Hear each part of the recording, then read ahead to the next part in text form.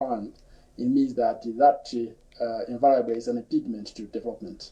And you talk of any project that the government would undertake, and the criminals take advantage of it to commit all sorts of financial crimes. And that would also mean that if we don't have an institution that would support prosecution of these financial crimes matters, then we are going to be at the ground zero. So what I would say is that this is a court that now is specifically established to deal with all sorts of financial crimes matters, and I said including corruption matters and money laundering matters. And that is also going to help in terms of fighting against both money laundering and corruption, and also including all sorts of financial crimes cases. But if we're to look at financial crimes, Malawi has a history of delaying such crimes. Should we expect that such matters will be handled with speed now that this court has been Yes, that's the developed? conceptualization. So the court was conceptualized to, as I said, in response to concerns about delays. So now the delays will be a thing of the past, and then we have now specialized judges dealing with those matters, and also specialized support staff.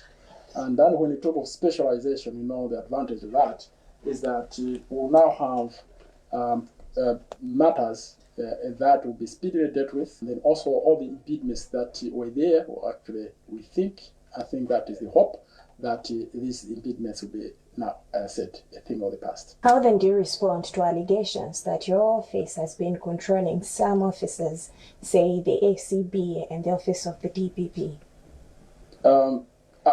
Maybe perhaps, as I said, I think the answer will lie to the same thing about the Constitution. The Constitution that establishes the Office of the Director of Public Prosecutions. There's a provision that says that the DPP only works under the direction and supervision of the Attorney General, and otherwise there's no one that has to have influence over the Director of Public Prosecutions. As well, the ACP, under the Court Practices Act, reports only to the Minister of Justice, and the President gives reports to that. So I think what I would say is that if anything, there were some interface between my office and that of the DDP, and my office and the Director of Public and Director of Anti-Corruption Bureau, that would only be within the parameters, the limits of the laws, where we're supposed to do. You might have seen, perhaps, if you say this is an interference, controlling, you have seen me going to defend the Anti-Corruption Bureau when it's taken to court to say, challenging their constitutional powers, to say, you have acted unconstitutionally. I think the latest case that I handled supporting the ACB was that of Batadawala and Todi, which we argued successfully in favor of the Anti-Corruption Bureau. So if that is what is called trying to control, then I accept, yes, we control in terms of collaborating, supporting them in the discharge of their statutory powers. But if the argument is that controlling in terms of interfering, trying to block the work, that's not correct. But the interference that I accept that we interfered is the interference within the law by supporting them in terms of giving them, providing them counsel in terms of representing them in court, or doing cases jointly with them, and then also properly guiding them on how best to prosecute certain cases. So that is the in court, the interference that we accept. So the unlawful interference, which might be from speculation, that is the unlawful interference that we say we haven't done that. The interference in court is that of collaboration and that of supporting the work of the SCP. Malawi is going to the polls next year. How are you working with other government departments, especially the Malawi Electoral Commission, to provide counsel to them, considering that there is a new law? Yes, again, that is, of course, made with an extension of how we collaborate with the institutions in Malawi. So the Electoral Commission is also established. It's both a statutory board and a constitutional body. And so in terms of the Act, that's the Malawi Electoral Commission Act, we amended it recently. There will be another amendment this year, next sitting. And that law, in fact, firstly, It says that where they need legal representation, they want to represent them in court in the Attorney General. And then, of course, they get counsel, legal advice from the Attorney General. So I have, on a number of occasions, given legal opinions to the Electoral Commission, and also represented them in court on a number of occasions. And then, of course, currently, we're also working on trying to smoothen or to make Malaya Electoral Commission more efficient, to make the elections more efficient and credible. And that is by actually trying to analyze the gaps that are existing below and trying to make amendments that will be to do with the speedy conclusion or prosecution of electoral disputes. So there are rules that are being worked on, the amendments that are also being worked on, and soon we'll be consulting stakeholders on how these things can be improved. So there are suggestions, proposals, legislative proposals that presidential electoral disputes should go straight to the Supreme Court, and that have to be determined as soon as possible. That time frames in terms of when to file, when a judgment has to be delivered, and the like. So same thing, they'll be maybe they ask for disputes, maybe councillors, members of parliament, pre-electoral disputes on how they are handled and the like. So these are the things that we are also working on, and this working hand in hand with the Electoral Commission. Say that briefly, there are two things, angles, legal advice that I provide to the Electoral Commission, and the legal representation that I grant to the on need basis. 2025 is just around the corner. Should we expect these amendments to be presented to Parliament soon? These will be presented to Parliament soon, before 2025, in time for the elections, as we are preparing for the elections, as well as when voting is taking place. But as I said, these are coming from consultative processes, and these consultations, we're not doing it on our own, but there are also stakeholders, like development partners, that are also financing these reforms that would make elections more credible and more efficient, and that dispute resolutions also more efficient, and also making the Electoral Commission more accountable and more transparent. There are some laws that need to be amended 6 months before the elections. What progress have you made so far? So maybe what I will say is that maybe we'll say the target at least 6 months before the elections. So these laws, laws that support each other, they speak to each other. They include the Supreme Court Overthrow Act, the Courts Act, the Presidential, Parliamentary and Local Government Elections Act. We also be amending the Malaya Electoral Commission Act and other laws that actually support, let's say, each other in terms of the managing the elections and also post-election disputes. As I said, that the progress is maybe to say that these are at an advanced stage, and that soon there will be consultations this year with different stakeholders in terms of those proposals that have been done. And what I've said is that I'm happy to announce that I'm part of the committee that is working on amending those laws. So there's huge progress. Maybe at this stage I would say 90%, and that they'll be soon in time ready for presentation to Parliament after the legislative processes have been completed. Those include consultations with the stakeholders as required by the Constitution, because as made aware, the Constitution requires that before you make proposals for amending a law or coming up with a new law, you need to, first of all, that's a constitutional requirement, first of all, give enough time to the public to comment on those proposals, and also give enough time for the public, the experts. The word used is canvassing of expert opinion on those legislative proposals. So these are the process that we're doing, and that we don't want, as we're doing that,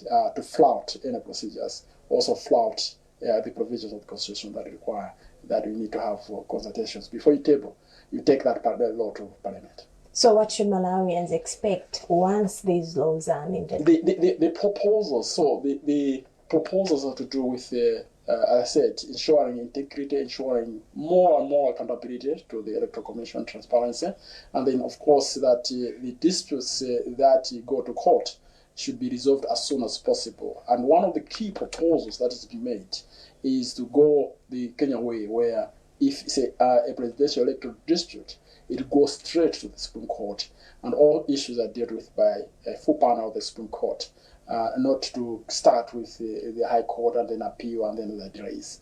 And then also there are strict timelines that are being proposed in terms of presenting of the electoral disputes, and also in terms of other processes, the registration processes, and then of course if you want to stand as an member of parliament, for example, councillor or a president, there are issues that also are being taken care of in the amendments, the proposed reforms. And also, we're also looking at not only coming up with the amendments to the substantive law, but also at the same time, simultaneously, we're working on the rules and also regulations governing those disputes and also the electoral processes. In case you're just tuning in, this is MPC Exclusive with me, Alina Femlamba.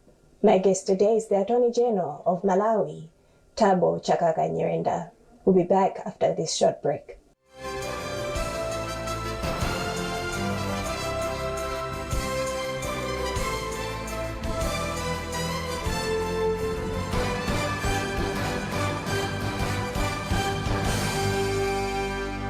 Welcome back. This is MBC Exclusive. My name is Alina Femlamba.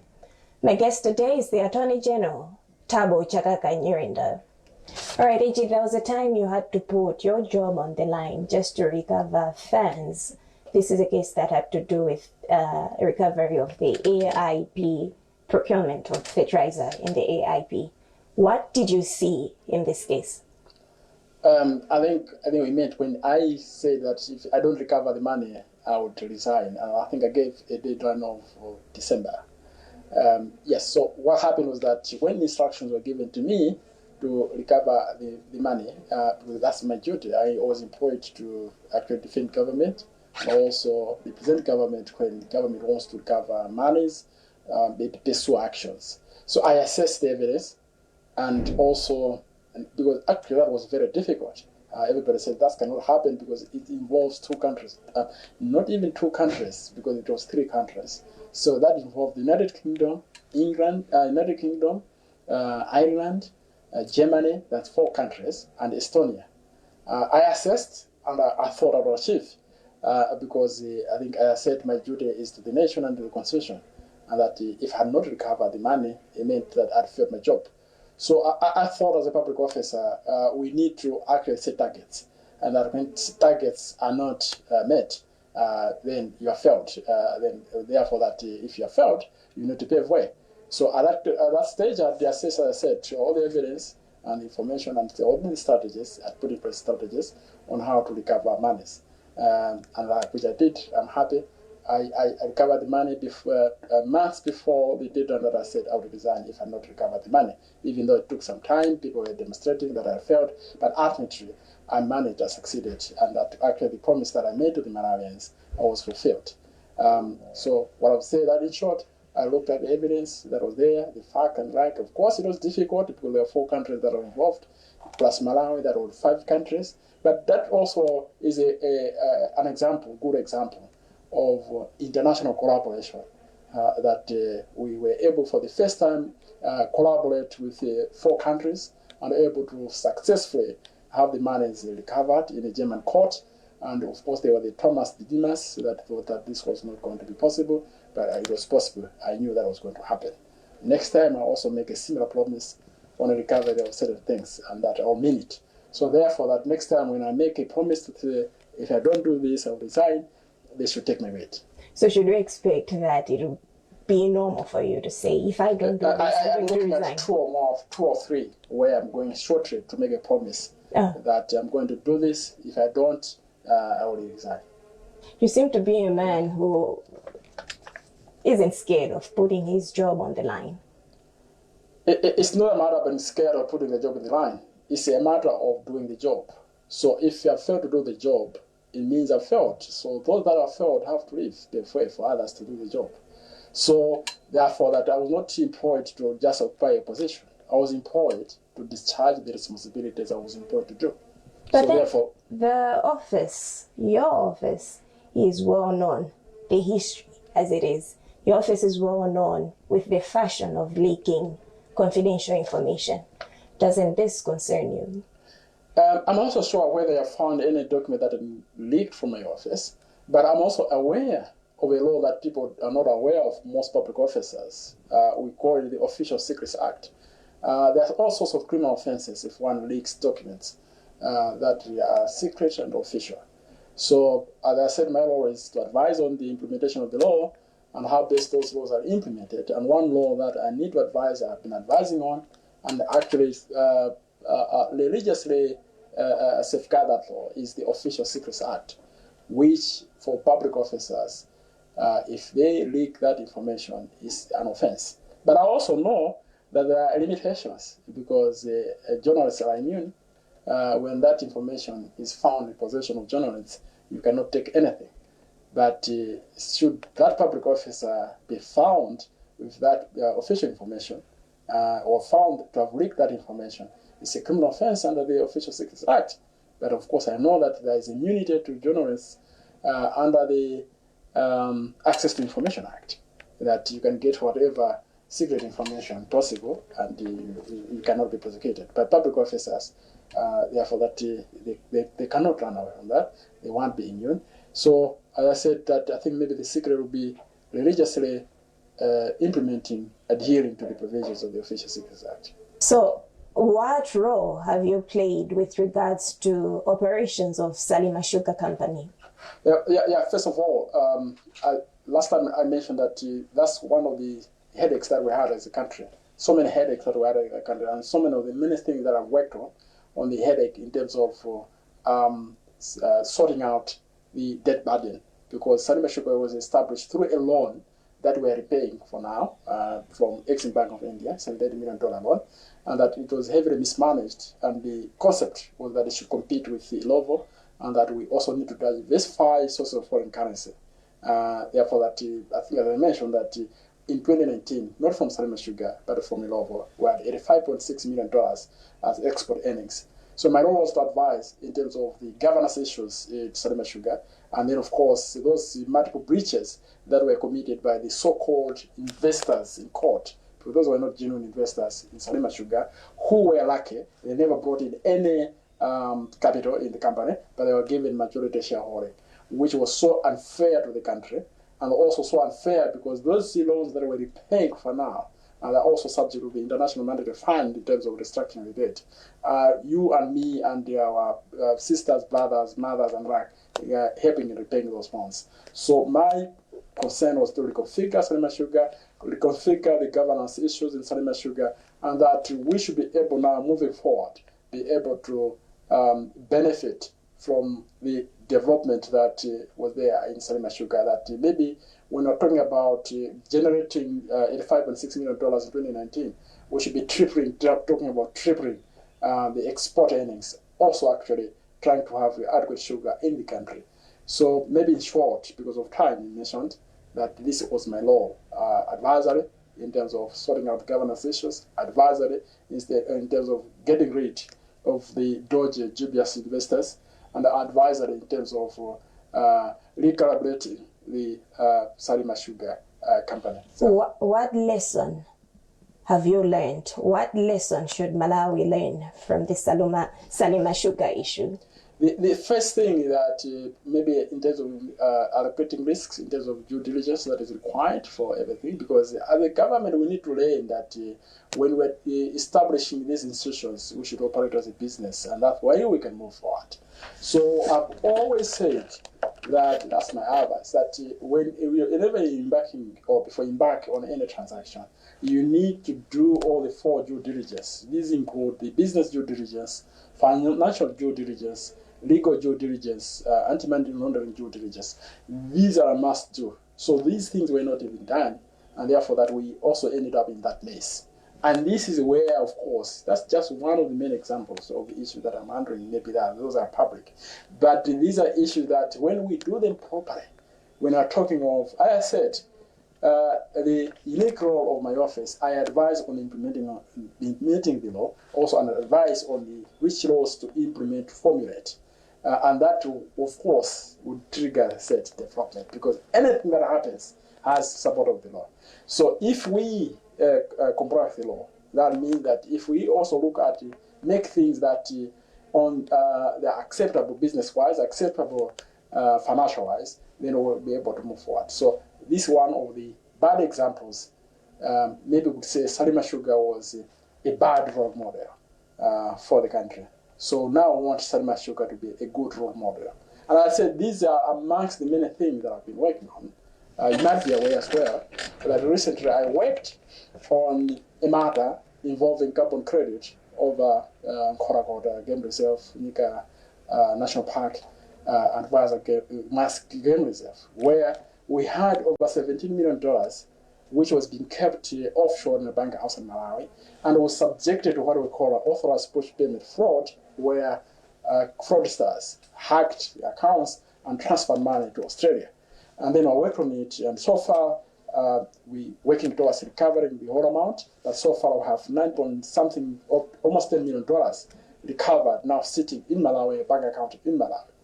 And those also are the things that, when you look at it, to say we never, as a country, were able to properly assess our risks, allocate our risks in terms of how to safeguard our resources. So because carbon credit is something that people don't know. And these are resources. So, much as the resources are there, can you look into Malawians right now? Tell them 3 cases, the few years you've been in office, just 3 cases you are proud to have served your country. Just 3. I will not be able to mention those 3 cases. Major cases. Well, I would say that each case that I handle is a major case. I've given one example for the medicine. We recover the bus deposit for now, but it will not rank higher than the others. So we had not only the bus depots and the workshops, but we also were able to recover money from Germany. We're able, of course, now to recover money that were lost. The thing that people don't know, that we are able to generate money from carbon credit, which recently the Minister of Finance announced. That is one of his top priorities in terms of diversifying sources of foreign currency. And there's so many cases. So I would say we were able now to get back the shares from Salima Sugar that we got, which is actually a subject of the debt stress, the debt burden that, of course, I think you and me, you as brothers, your sisters, cousins are suffering and repaying. Those are some of them. But what I would say, I would not say these are the cases that I would be proud of. I've handled hundreds of cases, and each of them, I would say, I'm proud of all those cases, because each of them, those cases are unique. They actually bring a unique dimension. They are unique in terms of contributing to the welfare of the Malawians and to the economic welfare of the country. Attorney General, it was a pleasure having you in this edition. Thank you so much. And that's what we had for you in this edition of the NBC Exclusive.